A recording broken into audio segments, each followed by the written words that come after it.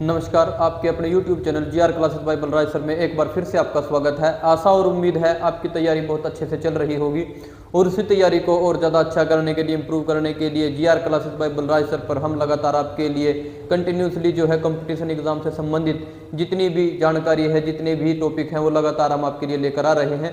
और भारतीय संविधान जो हमने शुरू किया हुआ है भारतीय राज्य व्यवस्था पॉलिटी में, उसी क्रम में आज एक अनुसूचियों का जो है एक टॉपिक मैं आपके सामने लेकर आया हूँ। अनुसूचियाँ, भारतीय संविधान की अनुसूचियाँ। अब ये जो भारतीय संविधान में अनुसूचियाँ हैं, भाग हैं, ये ही जो है हमारे ये हम कह सकते हैं इसका एक किस्म से कंटेंट है संविधान का कि किस भाग में, किस अनुसूची में, किस आर्टिकल में क्या मेंशन है, क्या वर्णित है। पहले अनुसूचियाँ जो थी वो जब संविधान लागू हुआ तब थी 8। अगर आपसे पूछता है वर्तमान में, आज के समय में है 12। एक एक करके मैं आपको डिफाइन करता हुआ चलूंगा।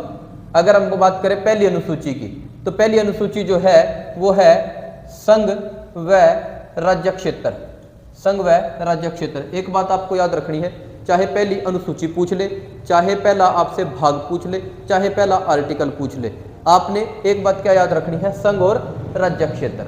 फिर हम बात करते हैं, संघ और राज्य क्षेत्र का मतलब यही है कि सेंटर है और उसके राज्य हैं। भारत की केंद्र व्यवस्था है और राज्यों की व्यवस्था है। दूसरी, अगर हम यहां बात करें पदाधिकारियों के वेतन भत्ते, पदाधिकारियों के वेतन भत्ते। अब अगर ये पदाधिकारी, ये नॉर्मल पदाधिकारी की बात यहां पर नहीं हो रही है, ये राज्यपाल, राष्ट्रपति, हाई कोर्ट के न्यायाधीश, सुप्रीम कोर्ट के न्यायाधीश, जो उच्च पदाधिकारी हैं उनके वेतन भत्ते। नंबर 3, पद ग्रहण के समय ली जाने वाली शपथ का उल्लेख, ली जाने वाली शपथ का उल्लेख। पद ग्रहण के समय ली जाने वाली शपथ का उल्लेख। अब जो भी हमारा पूरा मंत्री परिषद है, जो भी हमारे मंत्री हैं, जो हमारे सुप्रीम कोर्ट, हाई कोर्ट के न्यायाधीश हैं और भी जितने उच्च अधिकारी, प्रशासनिक अधिकारी हैं, जब वो पद ग्रहण करते हैं, यानी कि कोई अपना पद किसी भी सेवा में, सरकार में, मंत्रालय में अपना पद ग्रहण करते हैं, तो उस समय वो एक शपथ लेते हैं और उस शपथ का उल्लेख कहाँ है भाई, अनुसूची नंबर 3 में। फिर बात करते हैं अनुसूची नंबर 4 की। राज्यों को राज्यसभा में प्रतिनिधित्व, राज्यों को राज्यसभा में प्रतिनिधित्व। देखिए प्रत्येक राज्य, अगर हम भारत की बात करें तो भारत के जितने भी राज्य हैं, ठीक है, पहले 29 थे, अब 28 हैं, जितने भी राज्य हैं उनको राज्यसभा में उनकी जनसंख्या के अनुपात में जो है वो प्रतिनिधित्व दिया जाता है। अगर हम अपने राज्य हरियाणा की बात करें तो यहाँ से 5 राज्यसभा सांसद, 10 लोकसभा सांसद और 90 एमएलए चुने जाते हैं। तो जो ये 5 राज्यसभा सांसद हैं वो प्रतिनिधित्व करते हैं राज्यसभा में किसका, राज्य का, और जहां से जाएंगे, जैसे हरियाणा से जाएंगे तो हरियाणा का प्रतिनिधित्व करेंगे। अनुसूची नंबर 5, SC ST के नियंत्रण व प्रशासन का उल्लेख। अनुसूचित जाति जनजाति, शेड्यूल कास्ट और शेड्यूल ट्राइब, इनके नियंत्रण में प्रशासन का उल्लेख आपको मिलेगा अनुसूची नंबर 5 में।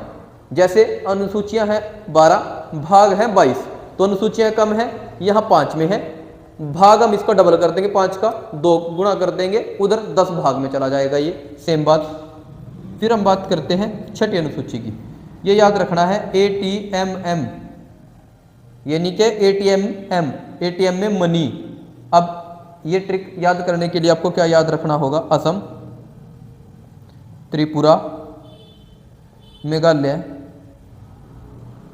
मिजोरम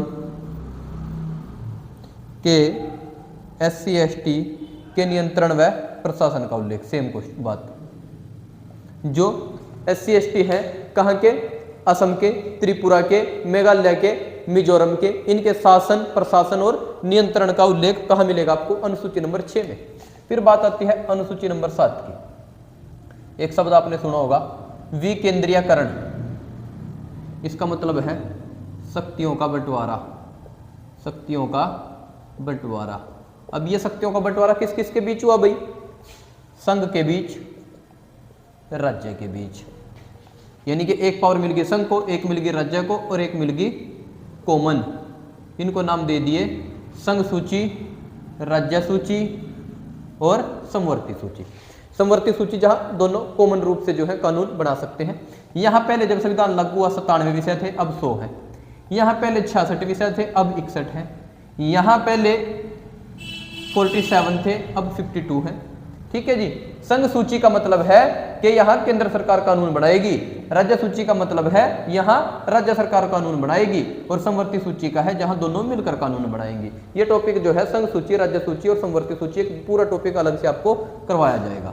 8 है अनुसूची, 8 में 22 भाषाओं का उल्लेख। अब जब संविधान लागू हुआ तो शुरुआत में 14 भाषाएं थी हमारे पास। कितनी भाषाएं थी? 14 भाषाएं थी। ठीक है। फिर 1967 में सिंधी जोड़ दी गई। 1967 में कौन सी भाषा जोड़ दी गई? सिंधी।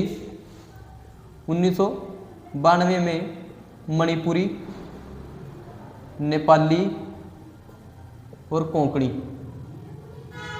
1992 में कौन सी जोड़ दी गई? मणिपुरी, नेपाली और कोंकणी। फिर 2003-4, ये कई जगह आपको 3 लिखा हुआ मिल सकता है, कई जगह 4, वैसे ये 2004 ही है। ठीक है। यहां याद रखना है DBMS।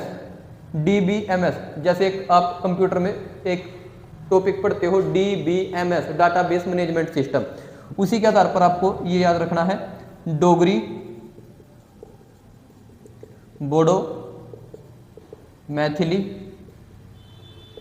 संथाली।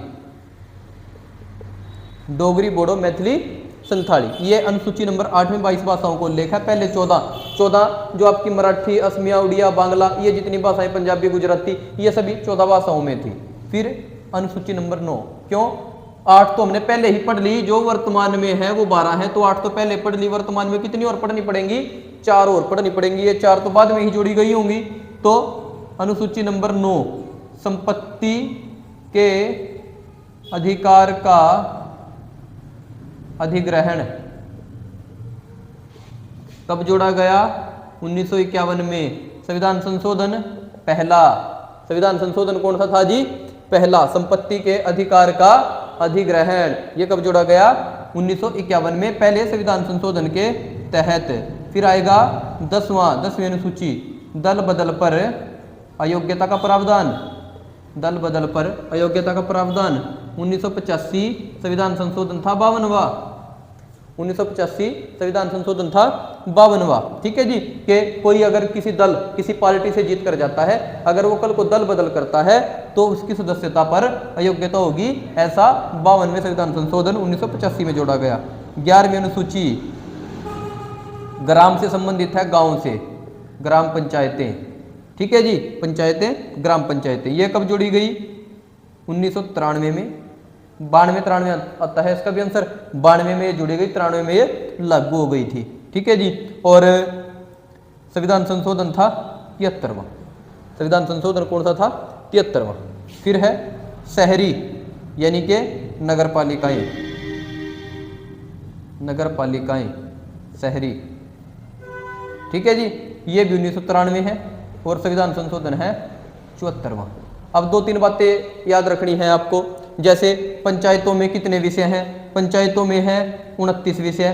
पंचायतों में कितने विषय हैं? 29 विषय। शहरी क्षेत्र नगर पालिकाओं में 18 विषय। ठीक है जी। और अगर आपसे पूछ लेता है संपत्ति के अधिकार की बात पूछ लेता है, यहाँ 284 विषय हैं।